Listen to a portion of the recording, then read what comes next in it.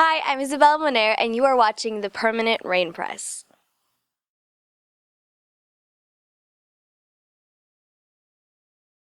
Hey everyone, it's Chloe from the Permanent Rain Press. Today I am here with the lovely Isabela Moner. How are you today? I'm good. How are you? Thank you for having me. Thank you for taking the time out of your busy schedule. I know, especially with these movies, like the filming schedule, you're filming late nights, sometimes early mornings, so...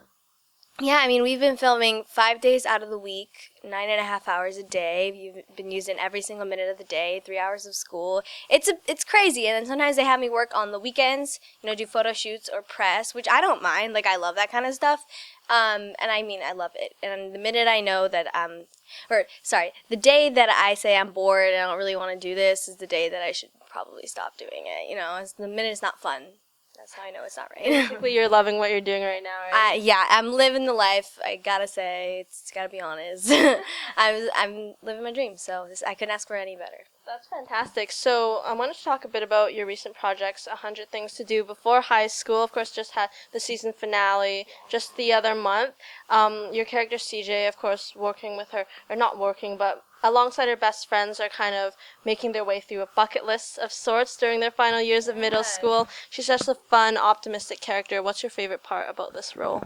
I mean, you said it all. Like, you know the whole story. Do you tune in every Saturday night? Nickelodeon is hard to get here, but I do watch some of the episodes on YouTube when I can. Yeah. Thank you. All right, well, my character CJ Martin, she's very fun-loving, and she's adventurous, and she's just a leader, and someone that I really think a lot of girls can look up to. And that's kind of what I like about her, actually. And she has her two best friends, and they're guys, and so there's not much drama there, but there definitely is, some suspense and action in the show. And there's always at least one stunt in every episode that Scott Fellows does. Always. There's always a mat involved, and we have to fall on the mat or hide in a locker, have a stunt double. It's great. That's what makes the show really, really fun. And the season finale was a little different than the other episodes because it was about romance and getting your heart pre-broken. That's what the episode was called. And I thought it was very different. I thought it was a great season finale, the great way to end the season and leave people on a cliffhanger. I don't want to say too much, but for those of you who have watched it, I'm sure that you guys were like, no, I want to see what happens next. Yeah, you better watch the season finale. I think you can get it on Amazon or iTunes. Definitely, and she's such a strong female character. Great style as well. And we're definitely crossing our fingers for a second season, but you yourself have been keeping very, very busy. I know the trailer for Middle School just came out a couple of weeks ago. What can you share about that movie and your character? Well, I've been working on a few things since we stopped filming the show.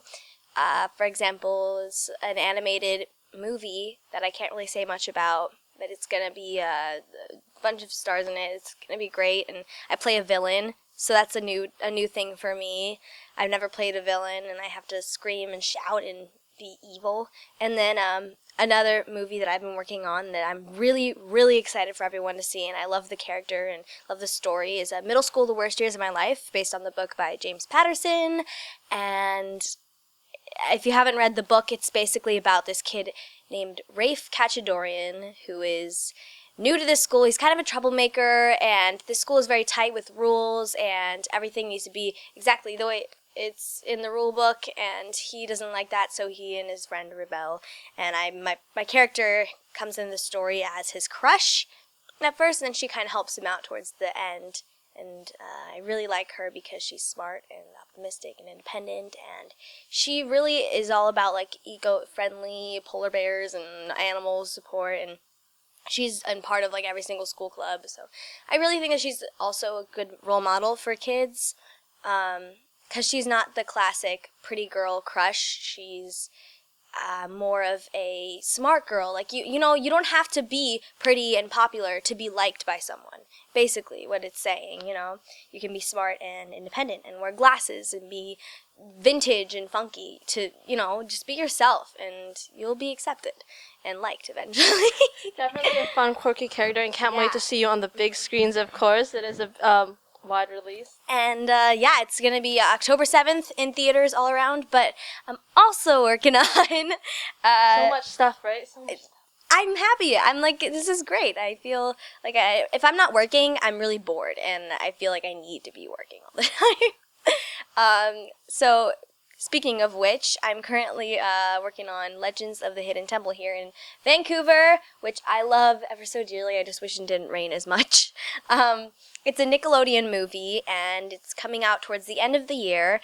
And if you don't know, it's based on the game show, the original game show, the same title, Legends of the Hidden Temple, with Kirk Fogg, who is also going to be in the movie. Surprise! Actually, they've already announced it, so it's not really a surprise, but in case you didn't know.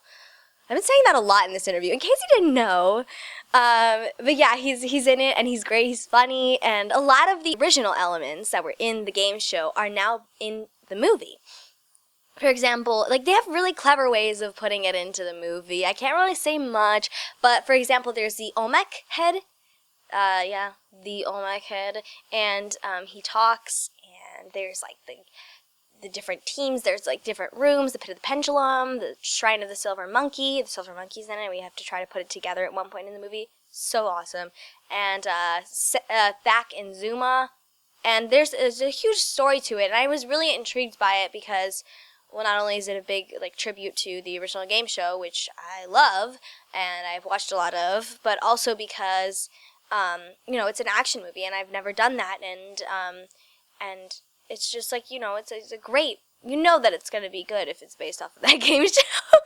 That's fantastic. And I was going to mention, you weren't even born when the original show was on air, so I'm sure you've been kind of watching old episodes, getting into that mindset. You know what, though? Like, everyone I know says I'm, like, an old soul, and I'm an 80s kid. Like, I feel like I was supposed to be born in the 80s. And I know a lot of people can say that, but I genuinely know, like, more songs in the 80s than people did growing up in the 80s, I think. Because I did so much research and, like, shows and other things. So, I mean, I've been watching a few more episodes recently because I'm trying to really get it down and memorize a lot about the game show. But, yeah, I've definitely been doing my research so that I really know the show, and when people test me, I'll know the answers to the question. It's been a fun ride, right? Yeah. And you mentioned Vancouver. You filmed here a couple of years ago for Splitting Atom, also Nickelodeon. What's your most favorite part about being back here? Honestly, it's just like a major... it's really nostalgic, and I feel like major deja vu everywhere I go. Apparently, this is the room, not the room that we were in before, but a room above the room that we were in Splitting Atom, which is really crazy. How did I remember that? Years later, right? Yeah. Like 2014. I know, right? And I mean, just going around the city. Last time we went to the Science Museum, and I think we're going there soon, and just like going back to the places that we would hang out, and it's just really great, The shopping too, right? Ooh, the shopping. Let me tell you, it's done some damage, and I can't go back. I can't return. I can't. Like, this is all new. I got this in Vancouver. I can't. It's a great outfit, so you can walk out with you. this great outfit. Thank and you. You don't have to necessarily go back on Robson. No regrets. Definitely. Yeah. So let's talk a bit about your music. You released your debut album, Stopping Time, late last year. Yes. So it's kind of got a great beachy, stripped down acoustic feel, especially with the ukulele behind it. Mm-hmm. What was the writing and recording process like? I actually have my ukulele here. Isn't that weird? How weird. Yeah, that's weird. No, I actually have my ukulele everywhere I go. I bring it set sometimes. I have it here. But the ukulele is a huge part of my life. It's the first instrument I used. The first instrument I learned to play, and so that I felt like it had to be a huge element in my album, because the album is me and the ukulele is a part of me. So you'll see that that's very it's very frequent in the album, frequently used, and I have two originals in there, and a few originals, and one of them is Dream About Me, and I released it as a single, and it's a music video, and I can't wait to just keep making more music, because I feel like my music taste and style has evolved, for sure, since I was like 11 years old, so I can't wait to just release new things. I'm kind of more into I know this is completely opposite of ukulele, but I'm kind of more into the R&B kind of stuff now.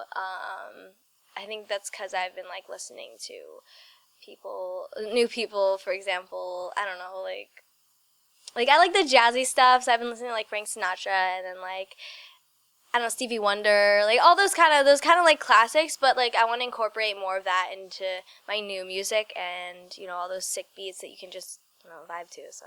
Yeah, I know you mentioned you listen to like some classic rock music before too, so it's great to kind of, as your music evolves, get kind of a fusion genre between all of Yeah, those. for sure. I feel like I am so young and I can just do, and not that I can do whatever I want, but I can definitely explore my options music-wise and just find out, just do all kinds of stuff until I find who I am and what is me, what is my style of music.